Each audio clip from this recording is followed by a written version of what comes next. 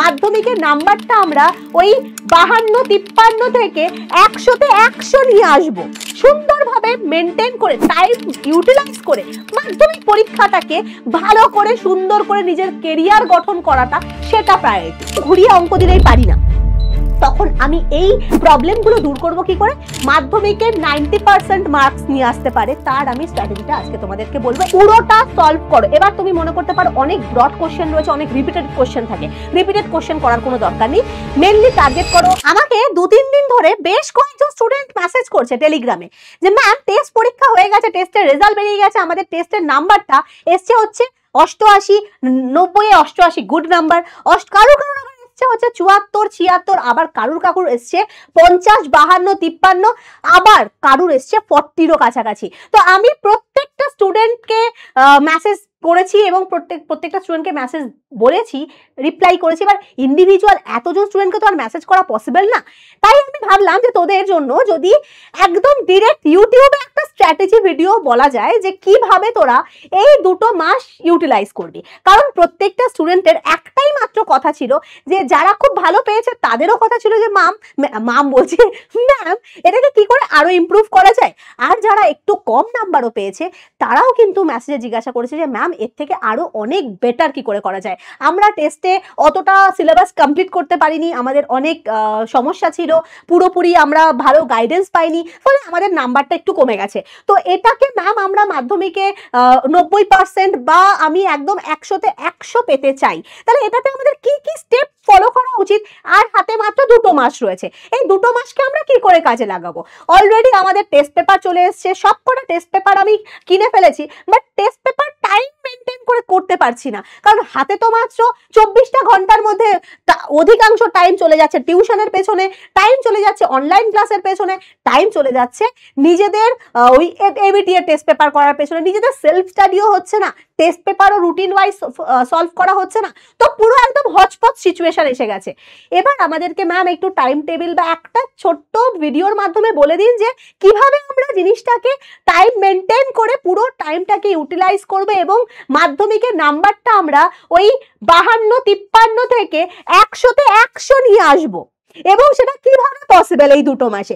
আর তার জন্যই কিন্তু আমি তোদেরকে একটা ছোট্ট টিপস দিতে চাই যে দেখ এখন জীবনের সবথেকে বেশি প্রায়োরিটি হচ্ছে আমাদের মাধ্যমিক পরীক্ষা। এবার যার যার প্রায়োরিটি নিজের কাছে, তোরা যদি এখন ভাবিস যে এই 2 মাস আমি সামনে আমার বার্থডে রয়েছে, বার্থডে সেলিব্রেট করব, সামনে সরস্বতী পুজো রয়েছে, সরস্বতী পুজোর দিন আমি সুন্দর করে বেরোবো, তার আগের 2 দিন পরের 2 দিন একদম সুন্দর টোটাল প্ল্যান আমাদের রেডি। আমার কারুর একটা বিয়ে বাড়ি আছে, কারণ এখন তো বিয়ে বাড়িতে ভর্তি সিজন, কারুর বিয়ে বাড়ি রয়েছে, 1 সপ্তাহ ধরে আমি বিয়ে বাড়িতেই পড়ে থাকলাম, তাহলে তোর কাছে কোনটা প্রায়োরিটি? অন্য লোকে বিয়ে করছে সেটা প্রায়োরিটি, নাকি গার্লফ্রেন্ডকে নিয়ে সরস্বতী পুজোয় বেরোনো সেটা প্রায়োরিটি, নাকি জীবনের এই মাধ্যমিক পরীক্ষা এই 2 মাসকে সুন্দরভাবে মেনটেন করে টাইম ইউটিলাইজ করে মাধ্যমিক পরীক্ষাটাকে ভালো করে সুন্দর করে নিজের কেরিয়ার গঠন করাটা সেটা প্রায়োরিটি? এবার তোরা সেটা নিজেকে জিজ্ঞাসা কর, আয়নার সামনে দাঁড়িয়ে জিজ্ঞাসা কর যে আমরা কোনটা চাই, আমরা এই টাইমটাকে আনন্দ করতে চাই নাকি আমরা বাকি সারা জীবনটাকে আনন্দের মাধ্যমে ভরাতে চাই। আমাদের রেজাল্ট দারুণ হবে, শুধু আমাদের ভালো লাগবে সেটা নয়, আমাদের বাবা মার ভালো লাগবে, আমাদের টিচারদের ভালো লাগবে, সবাই আমাদেরকে দিয়ে তাকিয়ে উদাহরণ দেবে যে দেখ ওই বাড়ির ছেলে কিন্তু মাধ্যমিকে এত পার্সেন্টেজ নাম্বার পেয়েছে, তুই কি আনতে পারবি? আমরা যাতে উদাহরণ হয়ে উঠবো, কোনটা আমরা চাই, কোনটা আমাদের জীবনের বেশি প্রায়োরিটি, তো সবার আগে সেইটাকে ডিসাইড কর। এইটা যদি তোদের মধ্যে ইউটিলাইজ করতে পারিস, নিজেরা বুঝতে পারিস যে টাইমটাকে কি করে ইউটিলাইজ করবো, তাহলে আমার আলাদা করে মানে আলাদা করে কোনো ভিডিওর মাধ্যমে তোদেরকে বোঝাতে হবে না, কারণ তোরা এখন যথেষ্ট বেশি ম্যাচিওর। তো যাই হোক, তাও আমার একটা দায়িত্ব, আমি টিচার হিসাবে আমি চাই যে তোরা এই 2 মাসকে সাংঘাতিকভাবে ইউটিলাইজ কর, টাইমটাকে কোনো রকম ভাবে ওয়েস্ট না করে, যাতে আমাদের মেনলি ফিজিক্যাল সায়েন্স, আমি ফিজিক্যাল সায়েন্সের কথাই বলবো, অন্যান্য টিচাররা নিশ্চয়ই বাকি সাবজেক্টের কথা তোদেরকে বলবে। ফিজিক্যাল সায়েন্সে কি করে 100-এ 100 এই 2 মাসে যারা একেবারে পড়াশোনা করেও নি, আমি ধরলাম মিনিমাম কিছু পড়াশোনা ফিজিক্যাল সায়েন্সে করেছে, সিলেবাস কমপ্লিট করতে পারেনি, আমি নিউমেরিক্যাল কিছু পারি না, তারাও কি করে মাধ্যমিকের 90% মার্কস নিয়ে আসতে পারে, তার আমি স্ট্র্যাটেজিটা আজকে তোমাদেরকে বলবো, একটু ধৈর্য সহকারে শুনবে। তো এখানে লেখা আছে impossible to get 100 out of 100 in physical science in মাধ্যমিক 2026। ইম্পসিবল কিছু ওয়ার্ড, সেই একটা আছে না শাহরুখ খানের একটা ডায়লগ যে মেরে ডিকশনারি মে ইম্পসিবল कोई ওয়ার্ড ही नहीं है, ঠিক আছে, ইম্পসিবল ওয়ার্ড নেই, সত্যিই নেই। আমি আজকে বলে দেবো যে ইম্পসিবল কে কি করে আই এম পসিবল অর্থাৎ ইট ইজ পসিবল করে দেওয়া যায়। It is possible, it is possible কি 100 out of 100 physical science, maths, life science প্রত্যেকটা সাবজেক্টে কিন্তু আনা যায়। তো আমি আমার সাবজেক্টের কথা বলবো। তো সবারই মোটামুটি এখন সিলেবাস কমপ্লিট হয়ে গেছে, যাদের সিলেবাস কমপ্লিট হয়নি তাদেরকে বলবো এই কটা দিন যে বাকি রয়েছে মিনিমাম 10-12 দিনের মধ্যে তোমরা যেটুকু ফিজিক্যাল সায়েন্সের সিলেবাসে ব্যাকলগ রয়েছে, যেটুকু সিলেবাস তোমরা কমপ্লিট করতে পারোনি সেগুলোকে এই 10-12 দিনের মধ্যে সবার আগে কমপ্লিট করো এবং তারপরে শুরু করো রিভিশন করা। এবং বুঝতেই পারছো আমাদের হাতে এরপরে পাবে হচ্ছে ডিসেম্বর মাস, কারণ নভেম্বর মাস শেষের দিকে, ডিসেম্বর মাস এবার চলে আসছে। ডিসেম্বরে আমরা কি করে ইউটিলাইজ করব, প্রথম দিক থেকে আমাদের শুরু করতে হবে রিভিশন। বুঝতেই পারছো এখানে লিখে দিয়েছি রিভিশন রিভিশন আর রিভিশন। পুরো যে চ্যাপ্টারগুলো তোমাদের মনে হচ্ছে যে না আমার এগুলোতে একটু প্রবলেম রয়েছে, এগুলো আমার খুব একটা বেশি রিভিশন করা হয়নি টেস্টের আগে, আমি টেস্ট পরীক্ষা দিয়েই বুঝতে পেরেছি যে এই চ্যাপ্টারগুলো আমি অতটা পারি না, আমি নিউমেরিক্যাল এটা চলতরিতে অতটা পারি না, আমি গ্যাসের আচরণ থেকে শুধুমাত্র সিম্পল কিছু অঙ্ক দিলেই পারি, একটু ঘুরিয়ে অঙ্ক দিলেই পারি না। তখন আমি এই প্রবলেমগুলো দূর করব কি করে? সবার প্রথমে বইয়ের মধ্যে যা যা আছে সেগুলোকে সবার আগে রিভিশন করো। বই, আমাদের নোটস, যা যা তোমার কাছে অ্যাভেলেবেল জিনিসপত্র রয়েছে সবার আগে সব কিছু থেকে চ্যাপ্টারগুলোকে ধরে ধরে বসে বসে রিভিশন করো। শুধু রিভিশন মানে কি থরলি পড়ে যাওয়া না, রিভিশনের সাথে সাথে তোমাকে করতে হবে ওই chapter based question answer practice. Question answer practice তুমি কোথা থেকে করবে? তুমি আমাদের নোটসে তো অলরেডি থাকে, যারা বোর্ড বুস্টারে রয়েছে তারা তো এমআইসি এমআইপির মাধ্যমে প্রচুর কোশ্চেন আনসার প্র্যাকটিস করতে পারছো। এবং তার সাথে তোমরা এখন যারা নেইও ব্যাচে, তোমরা তো টেস্ট পেপার বেরিয়ে গেছে, টেস্ট পেপার কিনে নিয়েছো, টেস্ট পেপার থেকে সলভ করো কোশ্চেন আনসার। তো দেখবে এনি একটা পেপার খুলে নাও, কারণ তোমাদের এরকম পরপর তো টেস্ট পেপার সলভ হবেই, কিন্তু তোমার একটা চ্যাপ্টার মানে পুরোপুরি রিভিশন করার পর তুমি সেখান থেকে কোশ্চেন আনসার প্র্যাকটিস করতে পারছো কিনা সেটা তুমি চেক করবে কি করে?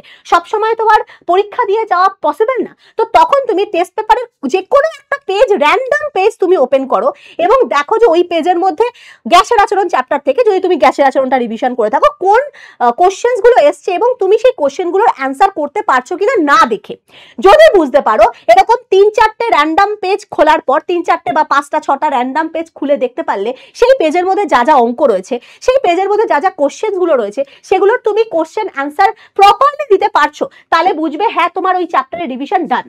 তো এইভাবে আমরা কিন্তু ডিসেম্বর মাসটাকে পুরোপুরি চ্যাপ্টারগুলোর কনসেপ্ট রিভিশন, নিউমেরিক্যাল রিভিশনের উপরে মেন জোরটা দেবো, ঠিক আছে?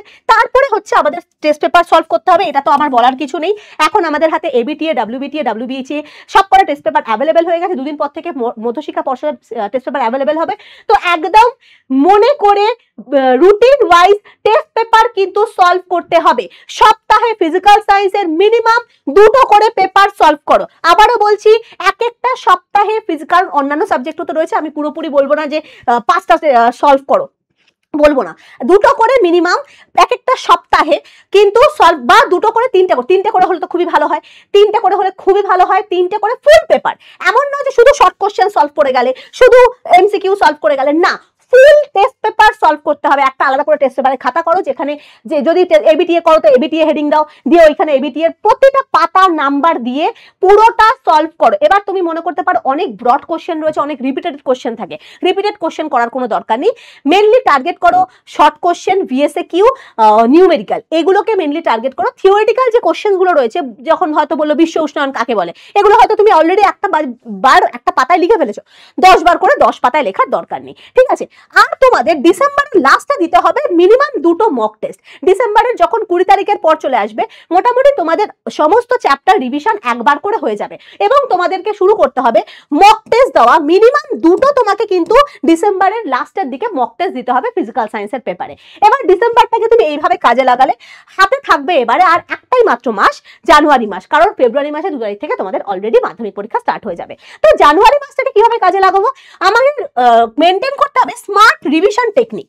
সর্বদা একই টাইপের গতানুগতিক রিভিশন করব এমন কিন্তু না, কারণ পুরো আমাদের নভেম্বর মাসটা রিভিশন করেছি, ডিসেম্বর মাসটা রিভিশন করেছি, আবার জানুয়ারি মাসেও যদি একই গতানুগতিক প্রসেসে রিভিশন করি তাহলে কিন্তু আমাদের হবে না। আমাদের কিন্তু একটু স্মার্ট হতে হবে, একটু স্মার্ট টেকনিক ইউজ করতে হবে। কিরকম?